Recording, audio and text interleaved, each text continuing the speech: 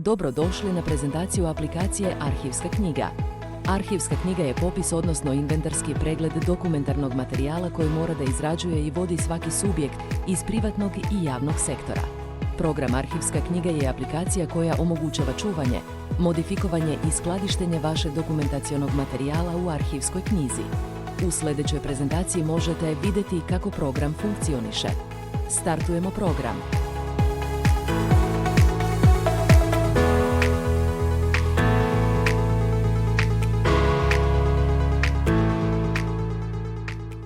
Nakon startovanja nalazimo se u glavnom meniju odakle imamo pristup arhivskoj knjizi, kategorijama, podešavanju programa ili možemo izaći iz aplikacije. Ako nemamo definisane kategorije, moramo prvo njih uneti. Ulazimo u kategorije. Svaka kategorija mora imati klasifikacionu oznaku po kojoj se identifikuje, zatim naziv, detaljan opis i rok čuvanja. Rok čuvanja, zavisno od vrste dokumenata, može biti trajan ili nekoliko godina. Upisujemo prvu kategoriju koja u našem primjeru obuhvata predmete vezane za osnivanje i organizaciju.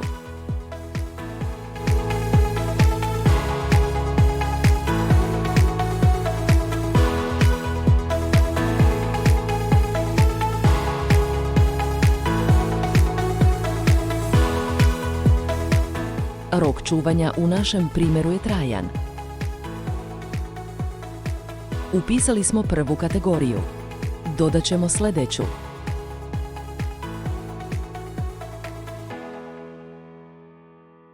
Ova kategorija u našem primjeru će da obuhvati završne račune i poreske prijave.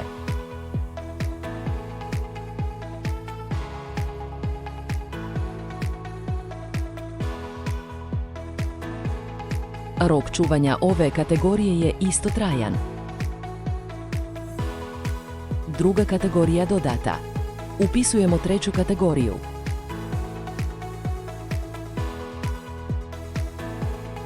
Ova kategorija u našem slučaju bit će pravni i opšti poslovi, isto sa trajnim rokom čuvanja.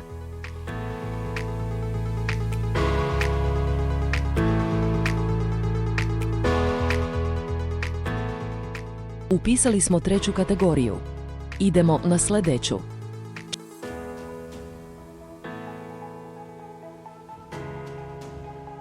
Četvrta kategorija će da obuhvati predmete iz oblasti radnih odnosa.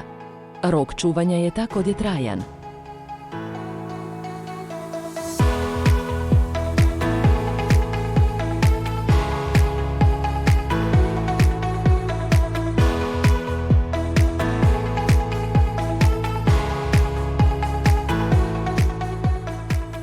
Sa upisa četvrte kategorije prelazimo na petu.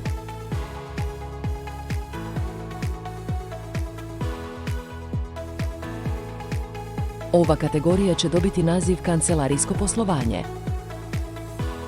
Njeni predmeti su glavna knjiga, knjiga ulaznih i izlaznih računa, trgovačka knjiga, KEP knjiga, kao i ostale knjige i dokumentacija iz ove oblasti.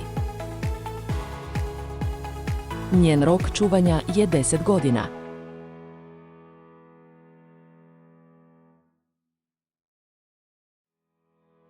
Kao šestu i zadnju kategoriju u našem primjeru upisat ćemo pod nazivom financijsko-materijalno poslovanje.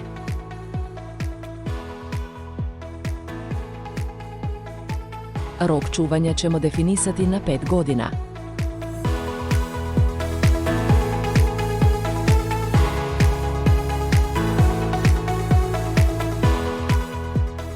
Imamo mogućnost i za modifikaciju, odnosno za kasniju promjenu podataka.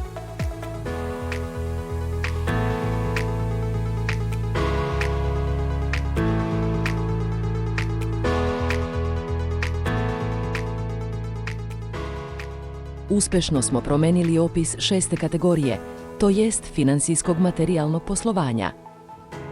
Ako smo popunili listu kategorija i zadovoljni smo, možemo odštampati rezultat.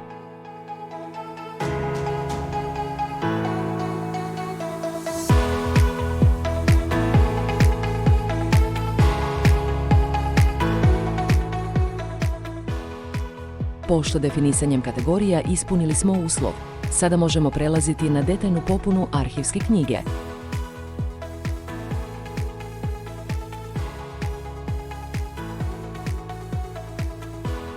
Tokom upisa popunjava se prikazani formular.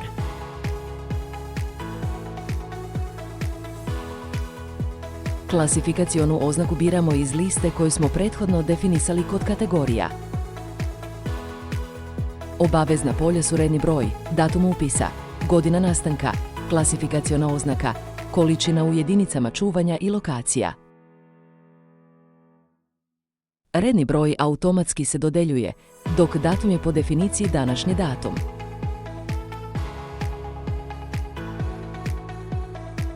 Korisnik može promeniti obje vrednosti u procesu unosa. Upisali smo prve podatke. Naravno, ako smo negde pogrešili ili želimo nešto dodati, imamo mogućnost za modifikaciju. To ćemo sada i uraditi.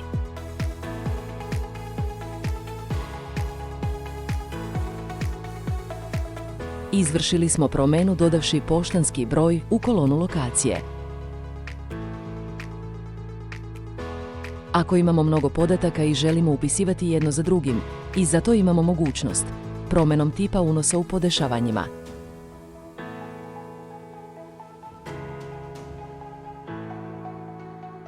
Posle promene proces unosa podataka će se ubrzati.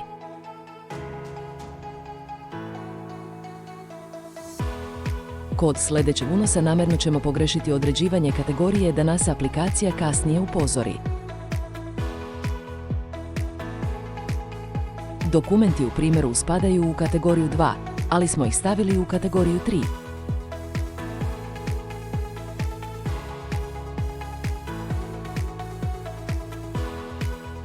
Upisali smo podatak. Pošto smo malo pre promenili tip unosa na uzastopan unos, aplikacija automatski traži podatke za sljedeći objekat bez potrebe klika na novi unos. Lako i udobno rešenje za korisnike sa nekoliko stotina dokumenata za unos.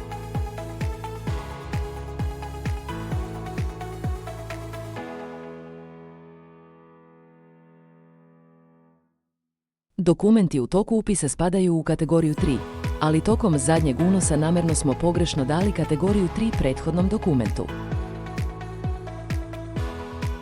Pošto oba dokumenta su sada u kategoriji 3 i raspon godine nastanka im je isti, ne bi smeli da budu zajedno u arhivskoj knjizi. Aplikacija će upozoriti na to. Moramo ispraviti grešku. Prebacit ćemo navedeni dokument u kategoriju 2 gde mu je zaista mesto.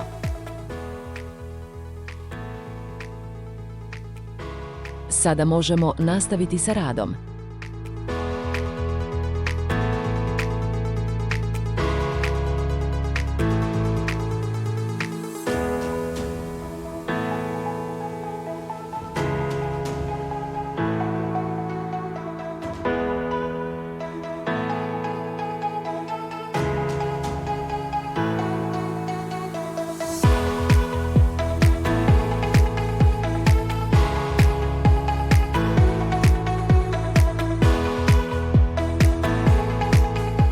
Uspešno smo dodali sljedeći dokument i proces se nastavlja.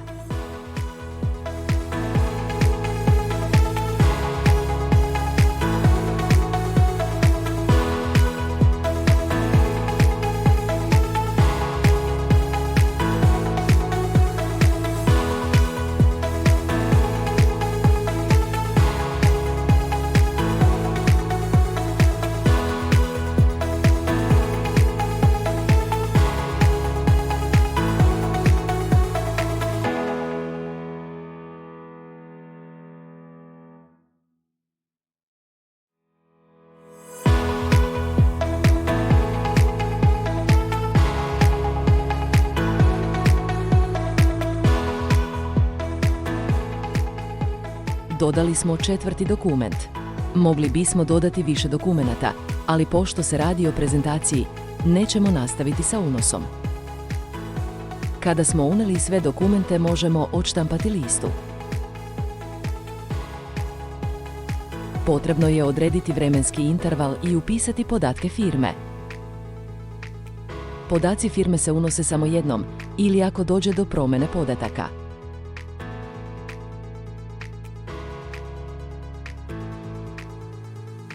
Štampanje je jednostavno i može ići direktno na papir ili u PDF datoteku.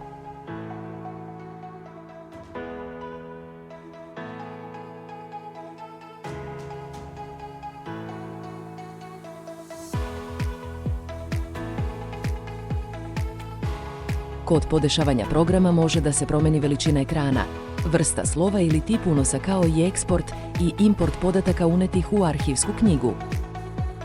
Veličina ekrana aplikacije može biti standardna ili maksimizirana.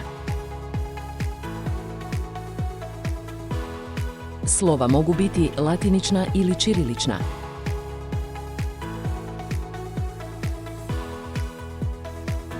Tip unosa podataka može biti pojedinačan ili uzastopan, kako smo ranije podesili. Iz sigurnosnih razloga moguće je izdvojiti sadržaj cele baze i izvesti ga u posebnu datoteku. To ćemo sada prikazati. Iste eksportovane datoteke bilo kada možemo vratiti sadržaj ili stanje baze koje smo izdvojili. U cilju demonstracije procesa izbrisat ćemo neke podatke iz arhivske knjige i kategorije.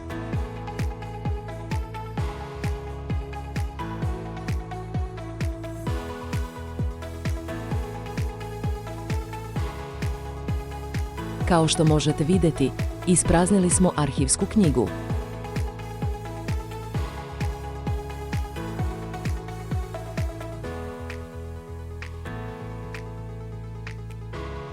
Sada brišemo neke podatke i iz tabele kategorija.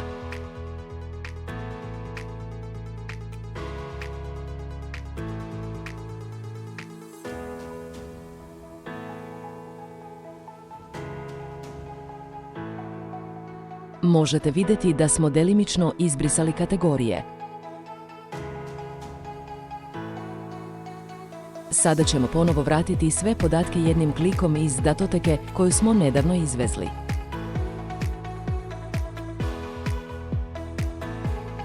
Gotovo. Svi malopre izbrisani podaci su vraćeni. Eto, arhivska knjiga više nije prazna. Isto tako, sve kategorije su vraćene.